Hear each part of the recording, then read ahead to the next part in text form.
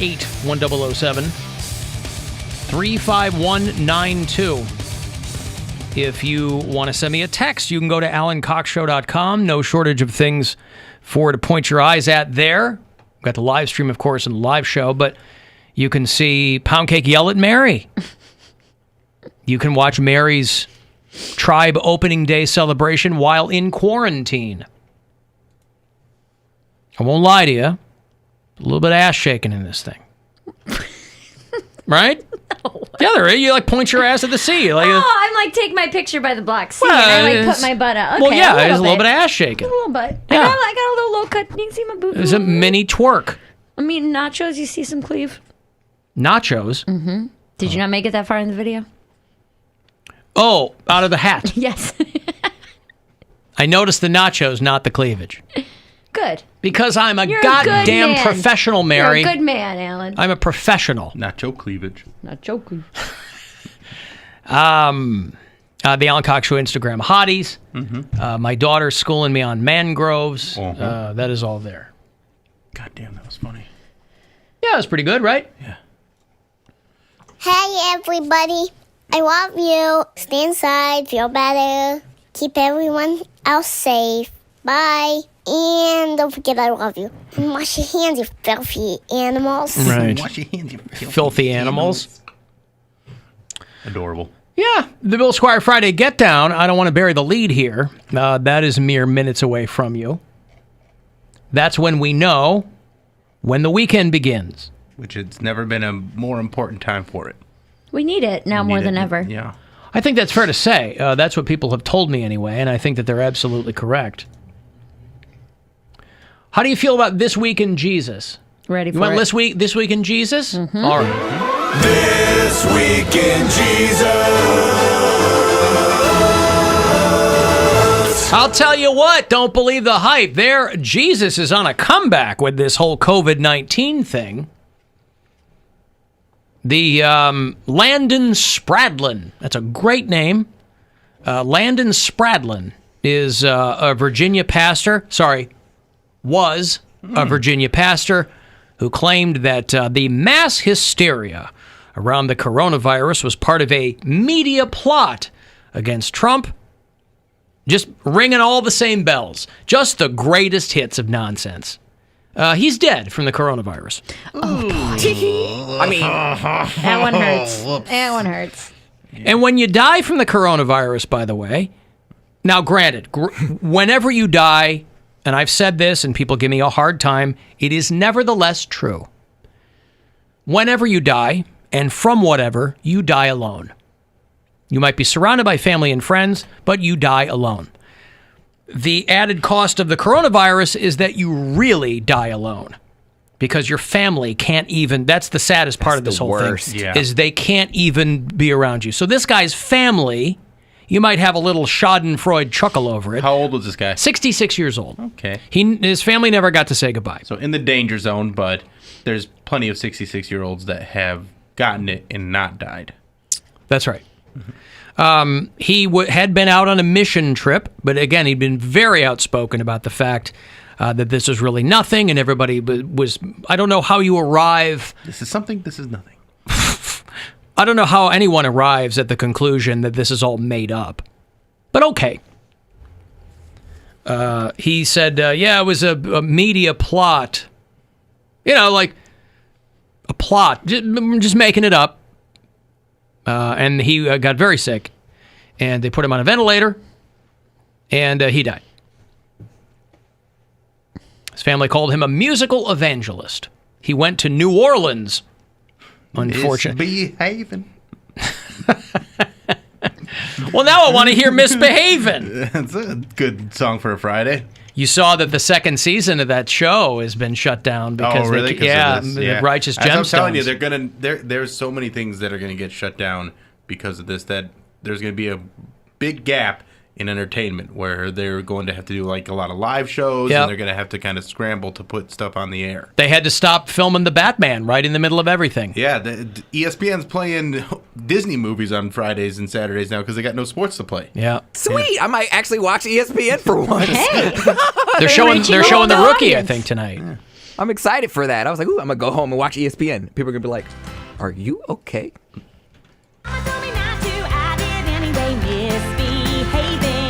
Daddy said don't, but I said I'm gonna misbehaving. Eyes on the windowsill, swimming in the creek. Catching crawdads and playing with a stick. I wore lipstick. And I got caught shaving. Just two little country kids outside misbehaving. Teacher said don't, but I said it anyway, misbehaving. Preacher said no, if you do, you're gonna pay misbehaving. Kicking and spitting and cussing out loud. Running through the house with a pickle in my mouth.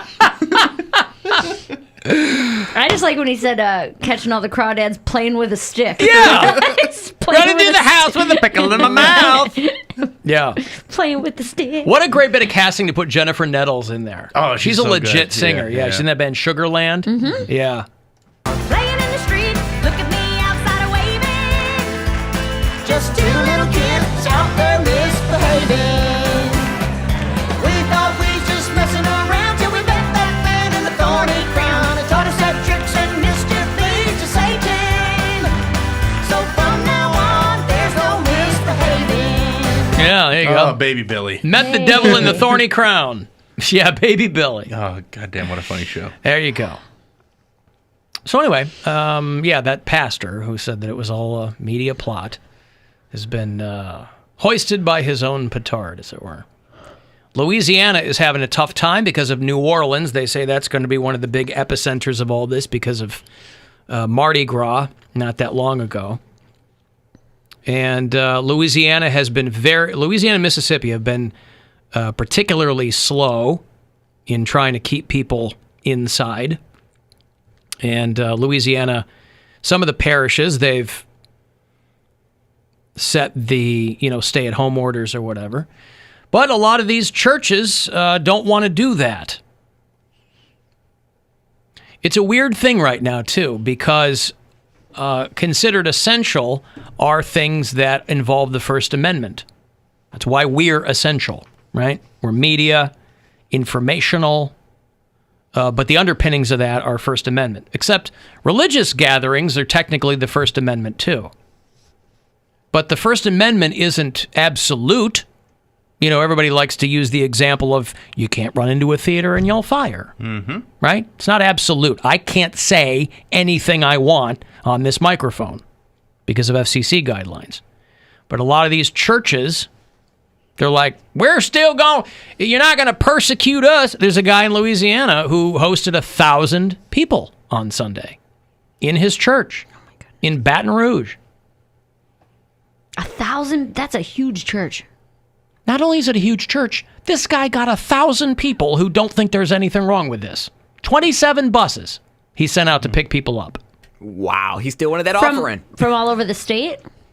Yeah, they still want that offering, right? Yeah. Gotta get paid. That Kenneth Copeland, that other guy who played the clip a while ago of when that reporter walked up to him and was like, you think that you should have this jet? Well, all these people, Jesus, right. what And you told her to smile. Demon too. You're a demon and you don't want me. Yeah, he's doing his show still. And he's demons. like, it doesn't matter if you don't have a job. Don't you stop tithing. Bill knows tithing only too well. Oh, yeah. Coming from the Mormon community. 10%. 10%. He's like, what? It doesn't matter what your job Before situation taxes. is. Is that specified? No, I didn't realize that. Before taxes. Yeah. You're supposed to tithe your gross. Yeah. Fear of this coronavirus is faith in its ability to hurt you or kill you. The fear of what are we going to do? I'm getting laid off at work. Hey, your job's not your source. If it is, you're in trouble. Jesus is your source. So he's saying, if your job is your source of income, you're in trouble. But that's how, Your job, you're telling me your job is your source of income. What's he saying the source of income Jesus, is? he'll provide. Well, that's is his. Jesus. His is Jesus, No, so that makes Jesus- sense. Jesus well, no, will his isn't provide for Jesus. everyone. Jesus is... Jeebus. Is the way he gets people to give him money. So it's not really that Jesus is his source of income. The rubes that will go to his church, they're the source of income. Jesus is his job. Jesus is your source. Whatever you do right now, don't you stop tithing. Don't you stop sowing offerings. Well, they won't let us go to church. Well, email it in there, text the gift or something that you get your tithe in there. He goes, email it or text it. I don't know.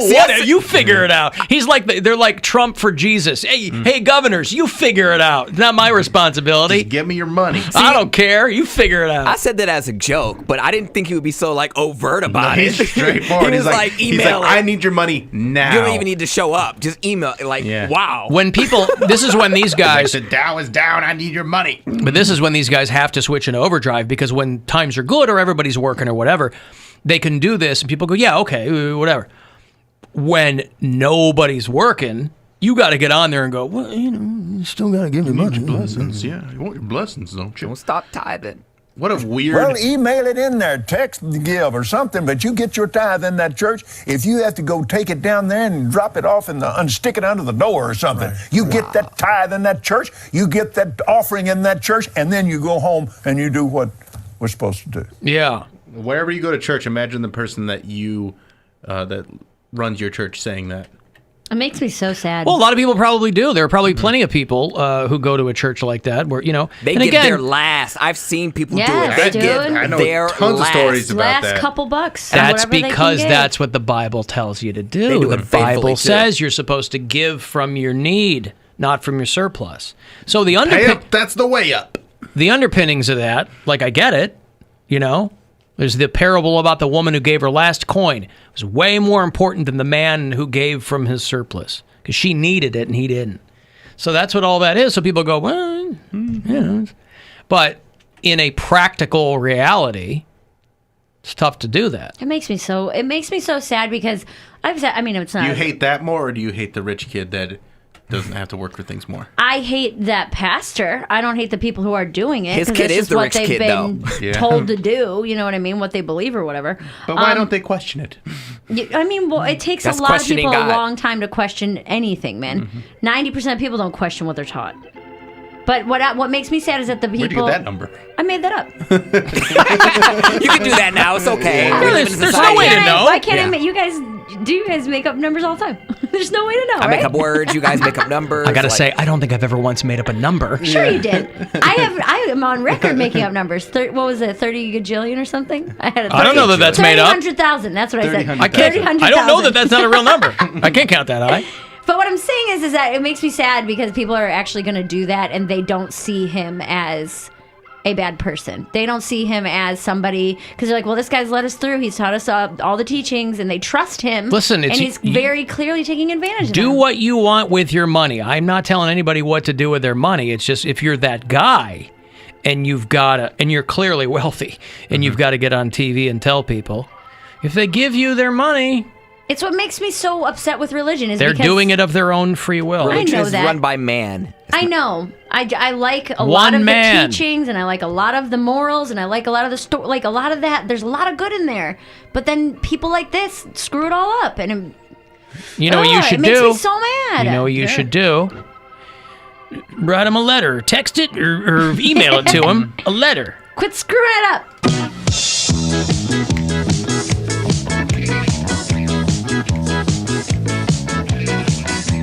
Jesus is a friend of mine. Jesus is my friend.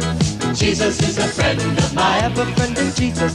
Jesus is a friend of mine. And mind you, that guy in particular, Kenneth Copeland, that guy has been on television since I have been alive. I used to see his name in the TV guide. So these guys have been around for a long time. A long time. Multimillionaire? Oh my gosh. over and over again. Over and over. Jesus is a friend of mine. Jesus is my friend. Jesus is a friend of mine. I have a friend in Jesus. Jesus is a friend of mine. Alan, someone needs to explain to that moron that 10% of zero is still zero. Yeah, well, listen, don't let numbers get in the way of things. Zero's not king, the Lord is king. And still play rock and roll. The music may sound different, but the message Alan, please tell is the Poundcake that Gay Pride Festival has been moved to September the 12th. I knew that. I said that. Jesus is a friend of mine. Jesus is my friend. Jesus is a friend of mine. I have a friend in Jesus. Jesus. Alan, if you have to give 10% of your income, that comes to about $1.5 million, right? Yes, absolutely correct. bass solo.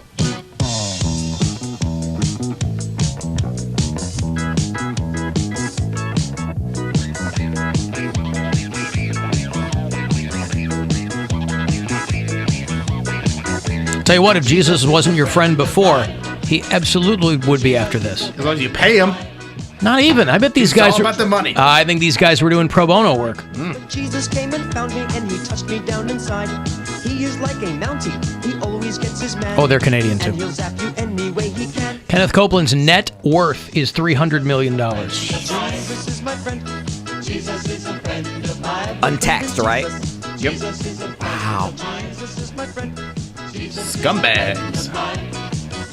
He loves me when I'm right. But again, the system is set up so that that's a fully legal thing to do. You know, I mean, if you're running a church, and I mean, just because it's legal doesn't make it Right. moral. I agree. I think it's terrible. Hey, it's time for the Bill Squire Friday Get Down. Let's do it. Are you ready, Bill? Oh, I'm so ready. Everybody, have a drink, have a drink, have a drink on me. Everybody have a drink on me. Hey, hey, everybody drink on me. Brother Leslie, how? Did you apologize to Mary? Don't you dare. I Did thought I you apologize? apologized to No, her. I apologized. Why don't you Anything. apologize? Why did I thought he do said, that? I'm sorry, Mary, like he's got to do this and you hate it. He never said. No, All I'm right. closing my Yeah, I'm eyes ready. to hear All it. right. Are you ready, William? Closing my eyes. Yeah. All right.